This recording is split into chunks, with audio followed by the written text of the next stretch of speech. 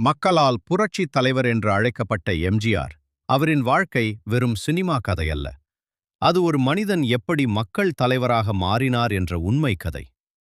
இலங்கையில் பிறந்த எம்ஜிஆர் சிறுவயதிலேயே பல சிரமங்களை எதிர்கொண்டார். நடிப்புத் துறையில் நுழைந்த அவர், நல்லவர், ஏழைகளுக்கு துணை நிற்பவர், அநியாயத்துக்கு எதிராக போராடுபவர் என்ற கதாபாத்திரங்களால் மக்களின் மனதில் நாயகனாக உயர்ந்தார். சினிமாவில் உருவாக்கிய அந்த மக்கள் நாயகன் இமேஜ் தான் பின்னர் அரசியலில் அவருக்கு மிகப்பெரிய பலமாக மாறியது. 1967ஆம் ஆண்டு நடந்த ஒரு சம்பவம் எம்ஜிஆர் வாழ்க்கையையே மாற்றியது. நடிகர் எம்.ஆர். ராதா நடத்திய துப்பாக்கிச் சூட்டில் எம்ஜிஆர் காயமடைந்தார். உயிர் தப்பினார். ஆனால் குரல் பாதிக்கப்பட்டது.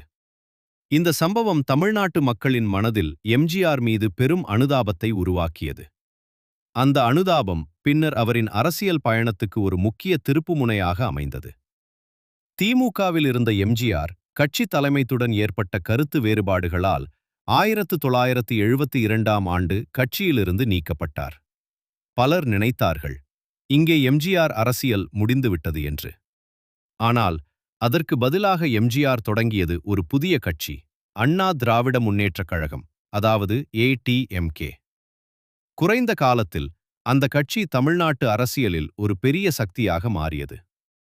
1977ஆம் ஆண்டு நடந்த சட்டமன்றத் தேர்தலில் எம்ஜிஆர் தமிழ்நாட்டின் முதலமைச்சராக தேர்ந்தெடுக்கப்பட்டார். இந்திய அரசியல் வரலாற்றில் முதலமைச்சரான முதல் நடிகர் என்ற பெருமையை பெற்றவர் எம்ஜிஆர். சினிமாவில் மக்கள் நாயகன், அரசியலில் மக்கள் முதல்வர். முதல்வராக இருந்தபோது எம்ஜிஆர் எடுத்த முக்கியமான முடிவுகளில் ஒன்று பள்ளி மாணவர்களுக்கான இலவச மதிய உணவுத் திட்டம். இந்த திட்டம் மூலம் ஏழை குடும்பங்களைச் சேர்ந்த கோடிக்கணக்கான குழந்தைகள் பயன்பெற்றனர். இன்று வரை அந்த திட்டம் தமிழ்நாட்டு அரசியலில் ஒரு முக்கிய அடையாளமாக பார்க்கப்படுகிறது. 1984ஆம் ஆண்டு தேர்தல் காலத்தில் எம்ஜிஆர் உடல்நலக்குறைவு காரணமாக அமெரிக்காவில் சிகிச்சை பெற்றுக் கொண்டிருந்தார். அவர் மருத்துவமனையில் படுத்திருக்கும் காட்சிகள் வெளியான போது மக்கள் மனதில் மீண்டும் ஒரு பெரிய அனுதாப அலை எழுந்தது. அந்த நிலையில் கூட மக்கள் அவரை முதலமைச்சராக தேர்ந்தெடுத்தனர். இது மக்கள் அவர் மீது வைத்திருந்த அன்பின் உச்சம் என்று சொல்லலாம்.